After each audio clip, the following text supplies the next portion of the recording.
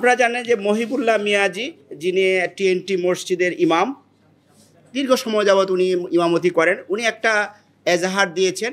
সেখানে উনি উল্লেখ করেছেন যে সকালবেলা হাঁটতে গিয়ে উনি 4-5 জন ব্যক্তি কর্তৃক উনি মাইক্রোবাসে করে ওনাকে জোর জবরদস্তি করে নিয়ে যায় এবং পঞ্চগড়ে ওনাকে আবিষ্কার করা হয় একদম একটা নাজেহাল অবস্থায়।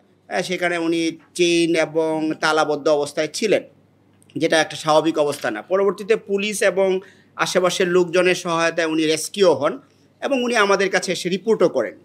রিপোর্টকালীন সময়ে উনি যেটা বলেন যে উনি শারীরিক এবং মানসিকভাবে অবসাদগ্রস্ত, উনি একটু সময় চান। তো আমরা অ্যাকর্ডিংলি তাকে সময় দেই এবং উনি তার ওই দিনেই বিকেলবেলা এসে একটা উনি লিখিত এজাহার দায়ের করেন।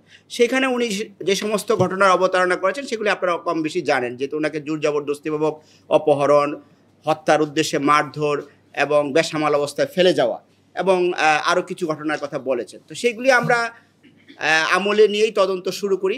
তদন্তের পর্যায়ে আমরা যে জিনিসটা জানতে পারি যে উনি আসলে সকালবেলা যখন হাঁটতে বের হন, উনি নিজেই একটা পর্যায়ে তার মধ্যে উনি ওনার বক্তব্য অনুযায়ী অবচেতনভাবে উনি মনে করেন যে তার আরও অনেক দূর এগিয়ে যাওয়া দরকার।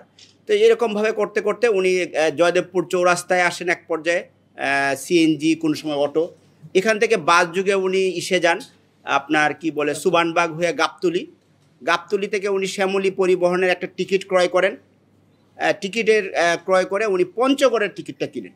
তো পঞ্চগড়ের টিকিট কিনতে গিয়ে উনি বগুড়ার পেন্টাগন হোটেল, যেটা কিনা শেরপুর থানা সম্ভবত, না যদি ভুল না করি কোথাও, তো ওইখানে যে যাত্রা বিরতি করে সেইখানে উনি নেমে উনি এই অজু নামাজ করেন মাগরিবের টাইমে।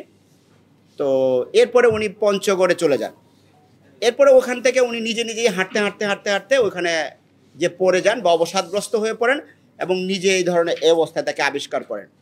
তো এইটা আমরা তথ্য প্রযুক্তির সহায়তা এবং সিসিটিভি ফুটেজ এবং একই সাথে যেই শ্যামলী পরিবহন, যেই বাসে উনি গিয়েছেন সেই শ্যামলী পরিবহন কর্তৃপক্ষ এবং তার সাথে যে সমস্ত যাত্রীরা গমনাগমন করেছেন তাদের সাথে কথা বলে সিসিটিভি ফুটেজ বিশ্লেষণ করে এবং একই সাথে আপনারা জানেন যে এখন তথ্য প্রযুক্তির বদৌলতে অনেক কিছু চিহ্নিত করা যায়, এই সমস্ত কিছুর বিশ্লেষণ করে ওনার সামনে ওনাকে আমরা ডাকি। উনি যেহেতু ভিকটিম এবং বাদী, এখনও ওনাকে আমরা ডেকে এই জিনিসগুলি ওনার সামনে আমরা পেশ করি।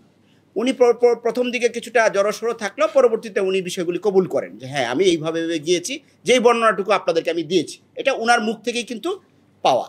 আর আমরা যে প্রযুক্তির মাধ্যমে আমরা বলতে চেয়েছি যে আপনি যে বলছেন এজাহারে যে বক্তব্য যে আপনাকে নিয়ে গিয়েছে, সেটার সত্যতা আমরা পাচ্ছি না।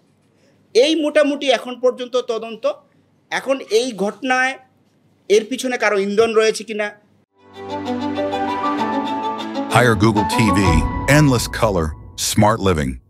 কি অবজেক্টিভ ওনার মধ্যে রয়েছে, আরও কারো জড়িত রয়েছে কিনা, এটি এখন আমরা স্পষ্ট করতে পারিনি, কারণ এটা too early two actually make this conclusion. So আমরা চেষ্টা করছি যে পুরো বিষয়টা খতিয়ে দেখে ওনার বক্তব্যটা কতটুকু সঠিক। উনি বারবারই একটা কথা বলছিলেন যে উনি শারীরিক অক্ষমতাকে দায়ী করেন, যে আমার শারীরিক কিছু সমস্যার কারণে, মানসিক কিছু সমস্যার কারণে আমি এই ঘটনাটা করেছি। কিন্তু স্টিল আমরা মনে করি জিনিসটা অবস্কিউর, এখানে কারো ইন্ধন আছে কি নাই এটা আমাদের কাছে স্পষ্ট না। এই বিষয়গুলি পরবর্তীতে আপনাদেরকে স্পষ্ট করা হবে এবং যে সমস্ত প্রচলিত আইনে যেই প্রসিকিউশন প্রয়োজন আমরা এই অনুযায়ী তার বিরুদ্ধে অথবা আরও যদি কেউ এটার মধ্যে থাকে ব্যবস্থা নেওয়া হবে।